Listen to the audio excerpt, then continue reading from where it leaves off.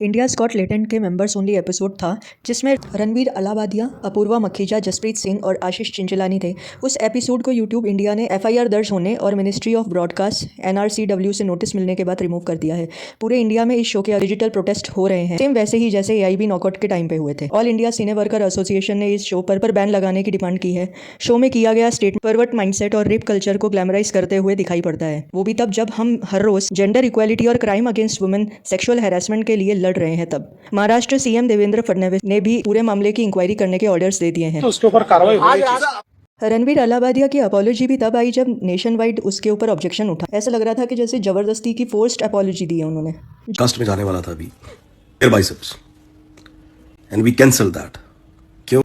कैसी pathetic thinking. मेरे opinion में जितना रणवीर का स्टेटमेंट गलत है ना, उतना अपूर्वा का भी स्टेटमेंट गलत है और वो भी हाईलाइट होना चाहिए मीडिया में। जस्ट बिकॉज कि वो एक फीमेल है, she can't get away with it, saying कि ये तो शो का फॉर्मेट है, यहाँ पे तो ऐसा ही होता है। चाइना में सेंसेशन खत्म हो गई है क्या? कभी वजाइना देखी है वहां से निकलने के बाद लौड़े?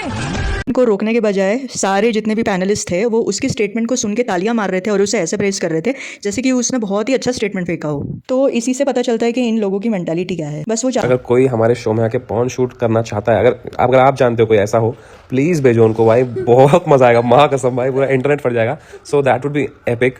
एंड दूसरी बात, मोरालिटी की जो है ना, कॉमेडी का purpose is not to give a moral science lecture. Comedy has no responsibility, comedy is comedy.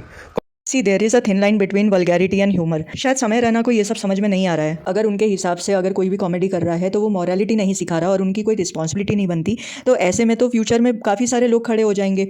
अगर अपूर्वा कहीं रास्ते पे जा रही है और मॉब लिंचिंग होती है उसके साथ में, तो लोग वो ही कहेंगे कि इसके 6 फुट और 6 इंच वाली स्टेटमेंट को देख के हमें गुस्सा आया, इसलिए हमने ऐसी हरकत की, हमारी भी कोई रिस्पॉन्सिबिलिटी नहीं बनती। जब इस सीरीज़ की एडिटिंग हो रही थी ना, तभी ये सेगमेंट को ट्रिम कर देना चाहिए था, लेकिन इसे ट्रिम नहीं किया गया। वेट किया गया कि कब इस सेगमेंट के अराउंड कंट्रोवर्सी जनरेट होगी और कब बवाल मचेगा, क्योंकि वो क्या है ना, even negative publicity is a publicity.